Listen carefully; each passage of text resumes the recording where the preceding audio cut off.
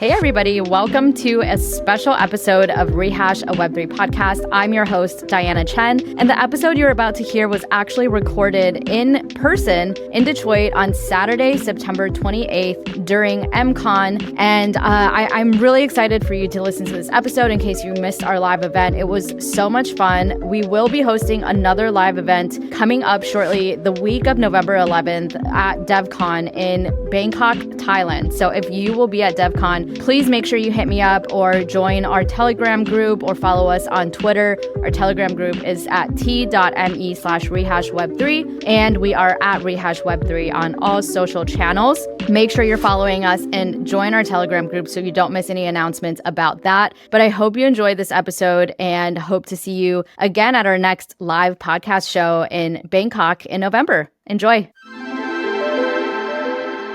Okay, well, everybody, welcome to Rehash. Welcome, Kevin. This is your first time here. Long-time listener, first-time caller. Thank you. Long-time listener of the Green Pill podcast. Kevin Owocki, for anybody who doesn't know, who's probably nobody, is co-founder of Gitcoin and also the podcast host of the Green Pill podcast, which is an excellent podcast if you like public goods and things of that nature especially. And then also author of the Onchain Capital Allocation Handbook, which is also a great read. If you guys haven't checked it out, you can find it online. Is there an easy website for people to access? Yeah, it's at allobook.gitcoin.co, and you can download it as a PDF, or you can order a $20 print copy. I recommend the print copy just because we put a lot of money and time into creating beautiful visuals for it, and it really just pops when you see it not on a screen. But yeah, allobook.gitcoin.co. There you go. Perfect. So I want to talk to you today about on-chain capital allocation. I know you've probably talked about it ad nauseum at this point. The angle that I'm most interested in is how do we allocate capital on-chain fairly and democratically? So I myself have been part of various grants rounds from both a participant perspective as well as a judge, I guess, for lack of better words. And one thing that I've heard with these grants programs a lot of is that it's the same 10 people that are receiving these grants from all these protocols. And how do we get past that and award capital to newer projects that are also very deserving, but, you know, for whatever reason, aren't getting on the radar of the people that are distributing the money? Yeah, I think it's a really important question on a couple different levels. And I guess like the first level that I'll start with is maybe just going broad by defining on-chain capital allocation, and then I'll actually answer your specific question. So on-chain capital allocation, that's just three words, but it's a little bit of a mouthful. Capital allocation is just the decision of where you want to spend financial resources. So when you're paying your bills, you're allocating capital. When you're pumping gas, you're allocating capital. And then at scale, grant makers and governments, their full-time job is to allocate capital. And on-chain capital allocation is basically doing that and making that decision on-chain. And then you can leverage the superpowers of blockchains in your capital allocation decision-making process, which means that you can do more scalable, more precise, democratic capital allocation than has ever been possible before, because we can remove the intermediaries, the central power brokers that used to make the decisions. So I think that, you know, on-chain is going to do for capital allocation what the internet did for communications, which is massively rewrite the infrastructure for it. And, you know, it's trite to say, but we're early in this, where it's the second inning of doing on-chain capital allocation. So I'm mindful that where we are today and what we actually see on-chain is not as momentous and powerful as what we're going to see over the next 10 or 15 years as on-chain primitives eat the world. So that's like my general frame is like it's early, like genuinely it is early, not like you're early to an alt layer one. Like this is early to something that's truly in the frontier. So that's the design space and sort of like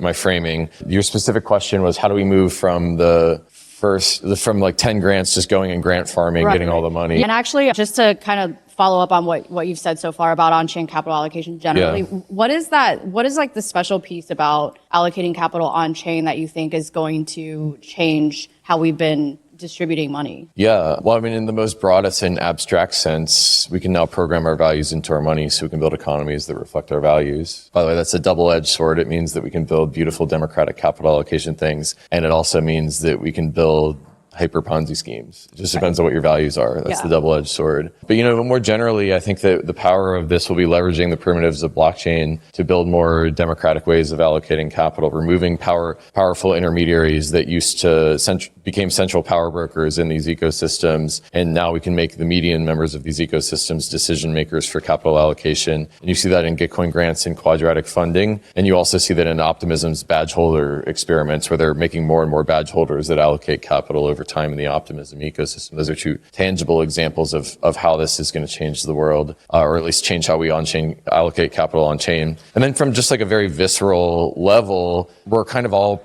printing these community currencies, these governance tokens.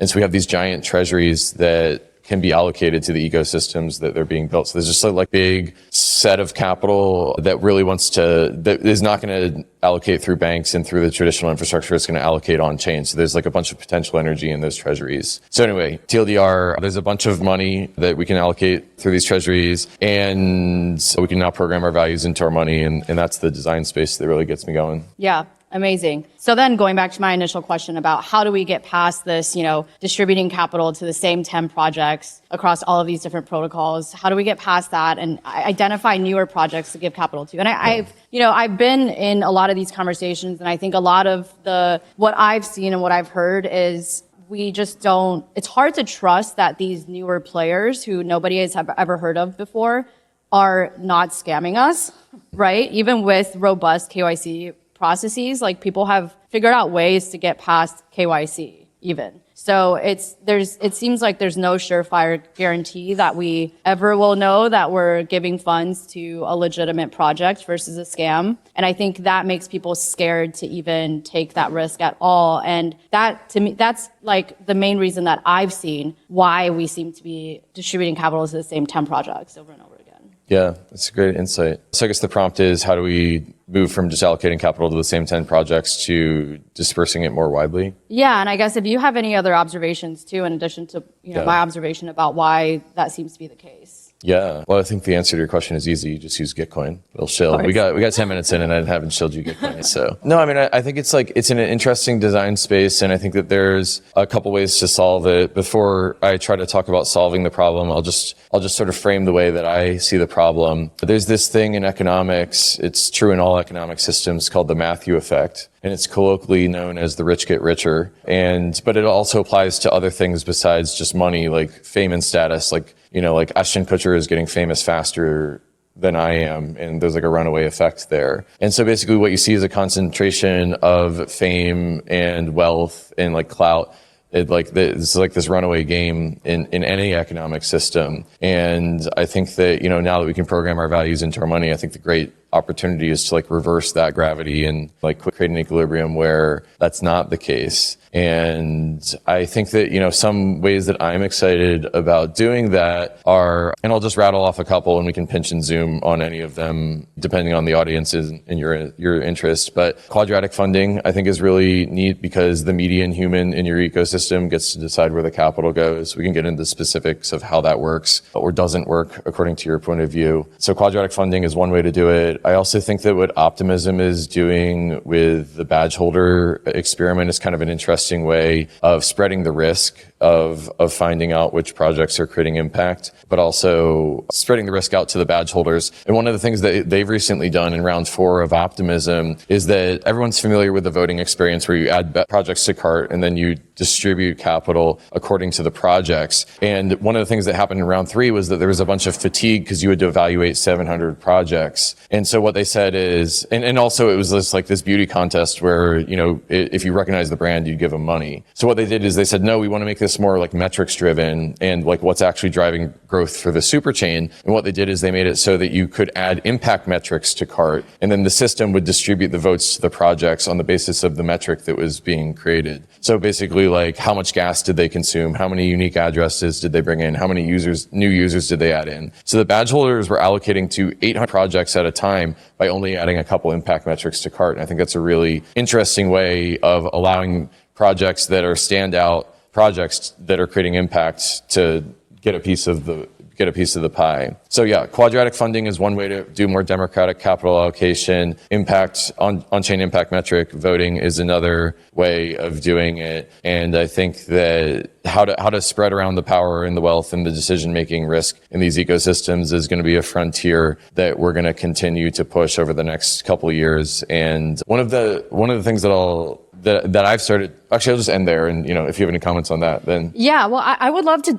I think quadratic funding, right? People are probably familiar with that. That's been talked about for a while. I would be interested to hear more about the badge holder stuff from Optimism. And I guess, what are some of those impact metrics that you think are most useful or most important? Because I think it's an interesting conversation because I think, in the Web3 space, we're a little averse to KPIs and metrics. And I'm curious to hear from your point of view what the most useful impact metrics are. I think that it really depends on what you're trying to do. And so basically, we have a bunch of different customers that are trying to build different things. And if you're an L2, you probably care more about block space consumption and bringing more users to your chain. If you're Eigenlayer, you probably care about what AVSs are creating the most TVL or the most innovation on Eigenlayer. If you're a DeFi project or a DEX, it's about TVL. I think that for Gitcoin, one of the things we're doing is we're using Gitcoin to build Gitcoin. And so one of the things we've been trying to do is people who build on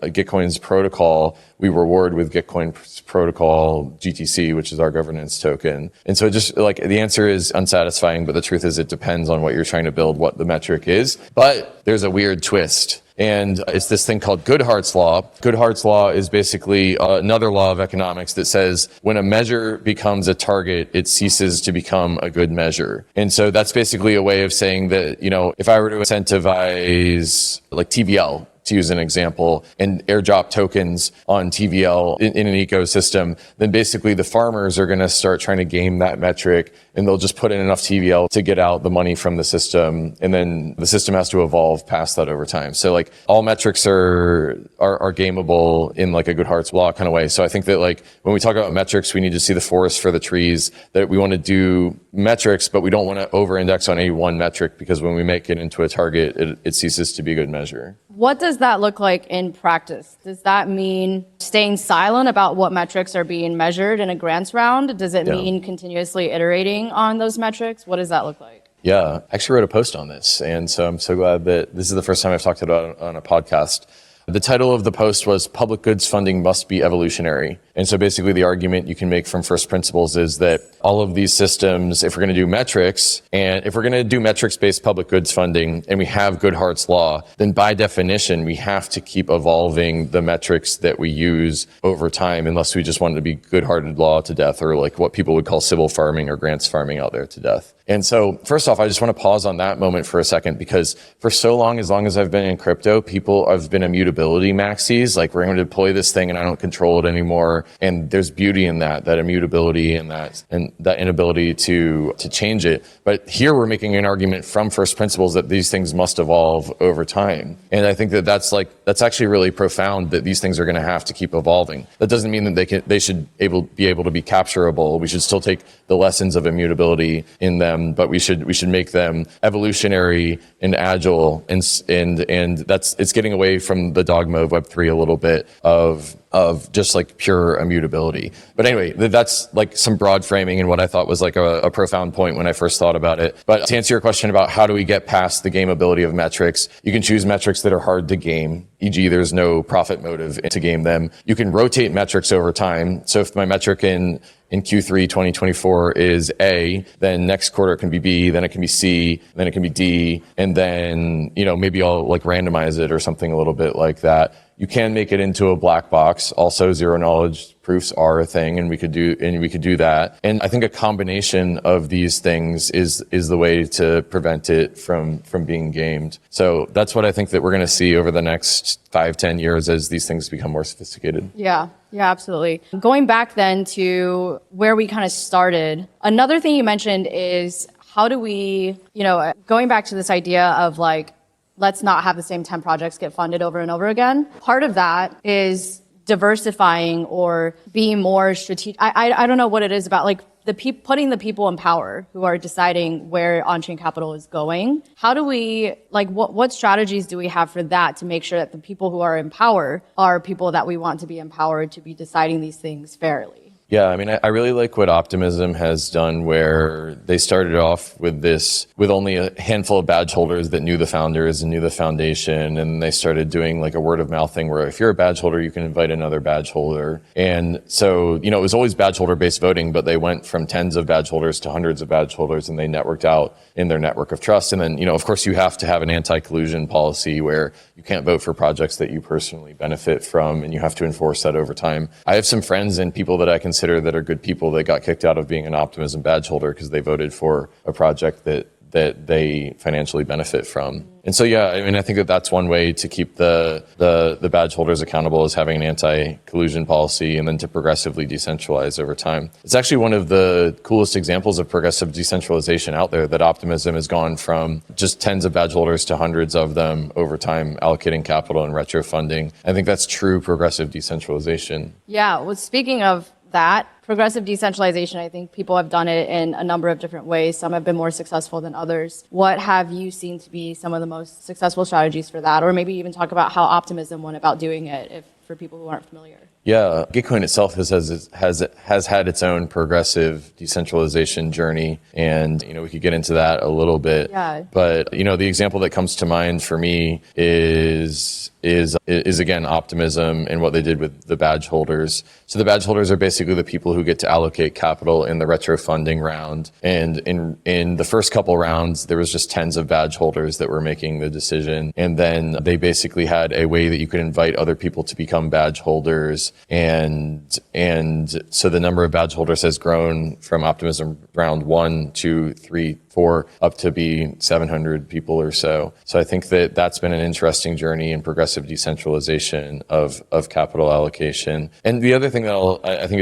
is sort of interesting is, like, you don't have to go all in off the deep end on one direction of decentralization over time. The retro funding stuff is just one campaign that they're doing. There's also foundation grants at Optimism, and Gitcoin is also working with Optimism on this thing called the Sunnies, which is going to be sort of like an awards ceremony for Optimism ecosystem. And what I'm really starting to see is a lot of ecosystems decentralize not only the amount of badge holders they have in retro funding, but decentralize the ways that they allocate capital in their ecosystem. So I think that in 5 years, everyone's going to have a QF round and a retro funding round and a conviction voting round. And it's going to be in the plurality of those grants programs that there's going to be a decentralization in capital allocation mechanisms. And I mean, that's the future that I see. And I think it's really a beautiful one, because plurality is anti-fragility and it's anti-capture, and it's also a diversity in how funds are distributed. Gitcoin grants in the past was just QF. It was just a screwdriver. Gitcoin grants 2.0 is a multi-tool. It's multiple capital allocation mechanisms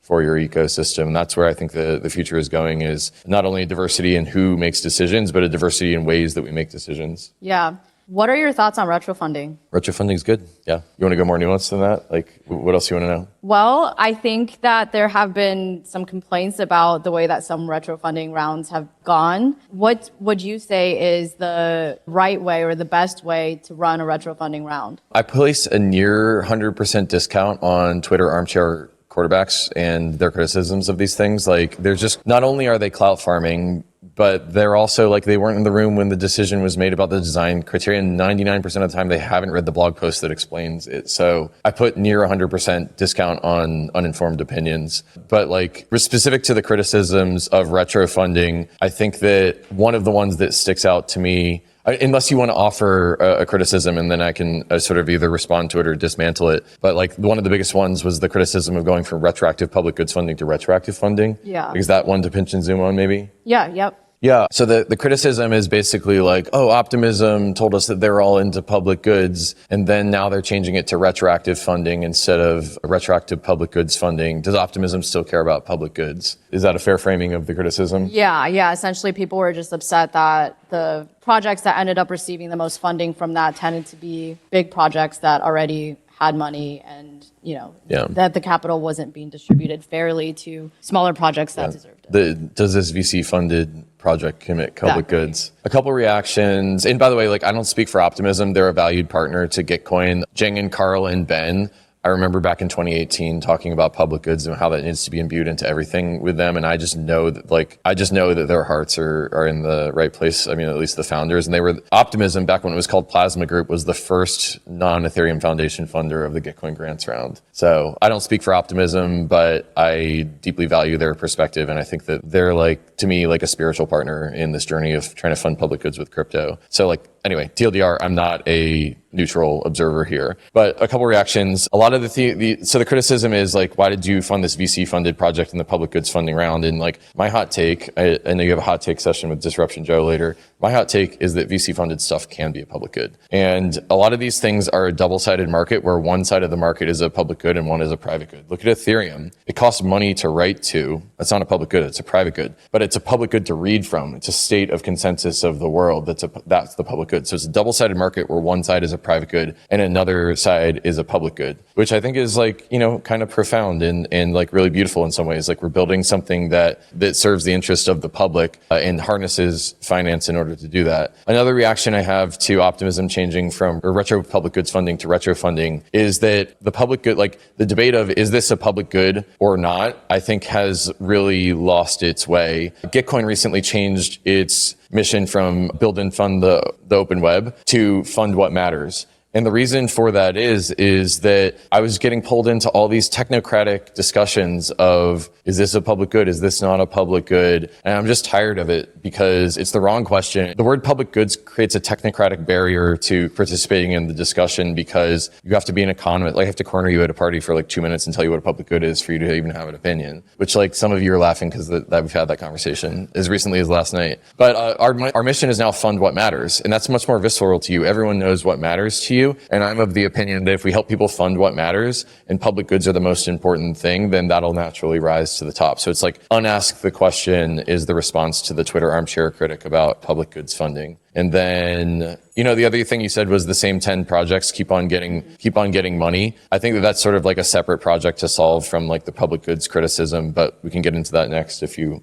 want to. Yeah, let's get into that. Yeah. So basically the problem is that the same 10 projects keep on getting funded by these different funding rounds and they're kind of hopping from thing to thing. I think that it really depends on what the goals of these programs are and whether they're meant to build ecosystems or if they're meant to fund the Ethereum public goods and how much these ecosystems are trying to welcome new participants to the ecosystem versus just are you planting sprouts or are you turning the sprouts into giant oak trees? And I think that those are two different problems for two different types of grant programs.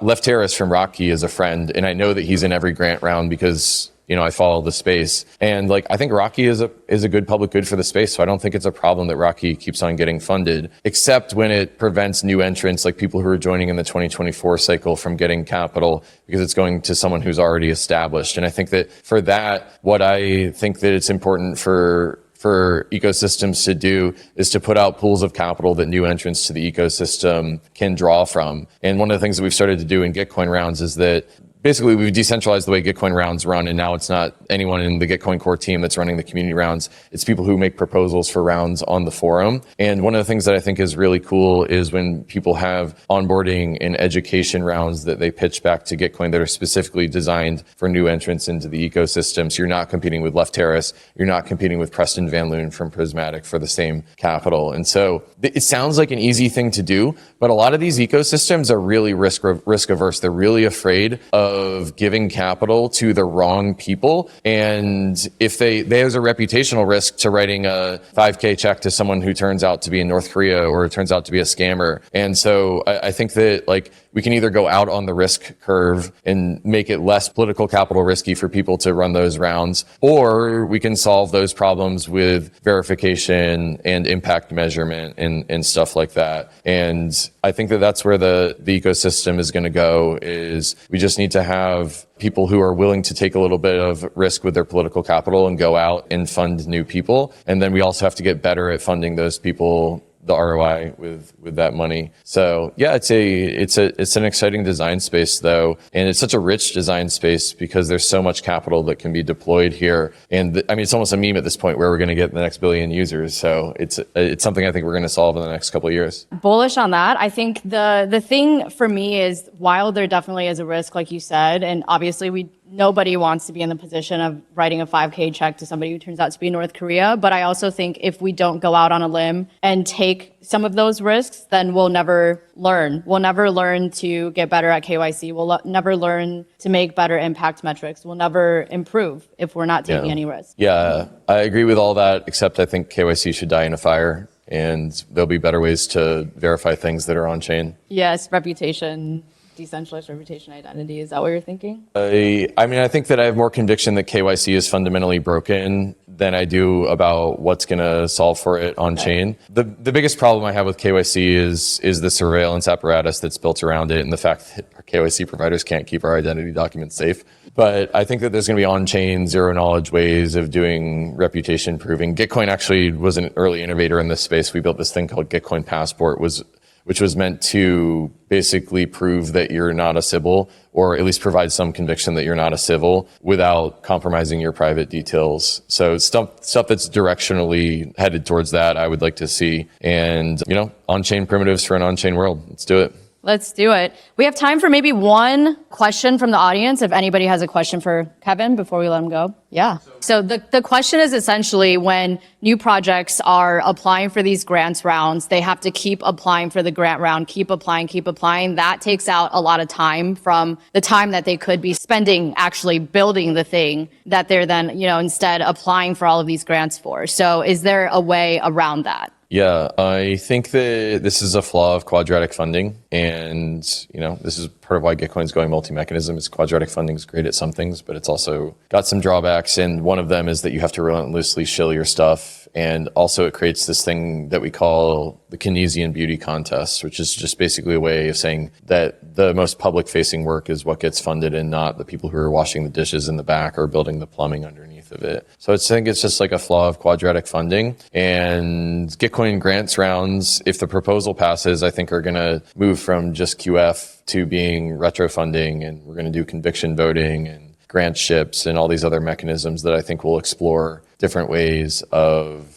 rewarding people that are creating impact. And one of the ones I'm most excited about is impact metrics-based funding. Despite all the drawbacks that we talked about with Goodhart's law, it really is a good way of just making it so that if you create impact, then you get rewarded for creating that impact. And a lot of it's behind the scenes. It's not about how many Twitter followers you have or how much you shill. So anyway, to zoom back out, none of these tools or mechanisms are perfect, but they're all complementary to each other. And I try to be a mechanism pluralist, not a mechanism maxi. We're building a Swiss Army knife, for like a toolbox of different tools that you can use to create on-chain ecosystem growth or fund public goods. And you think about fixing something in your house, you don't just use a screwdriver, use a screwdriver and a plier and a hammer. And, the tools are complementary to each other in that way. And so what I want to see these ecosystems doing is quadratic funding and retro funding and grant ships and dedicated domain allocation and all these different types of things. And each of them will have their flaws and drawbacks, but also their benefits. And one of the benefits that I think, to John's point, is really important is to just get funded for doing the work instead of making noise about doing the work. Absolutely. Great question. Thank you for the question. Thank you, Owocki, for the time. Where can people find you? They want to talk to you later, follow you. Yeah, if you're here IRL, come say what's up. I'll be out by the food trucks later. I am Owocki on Twitter, and you can find me there. You can check out the Green Pill podcast at greenpill.network. That's where we do deep dives on all of the stuff that is interesting in the realm of capital allocation and regenerative crypto. And I'll be at DevCon, so hope to see everyone there. Awesome. Thanks so much. See you at DevCon. Thanks for having me. Yeah, thank you.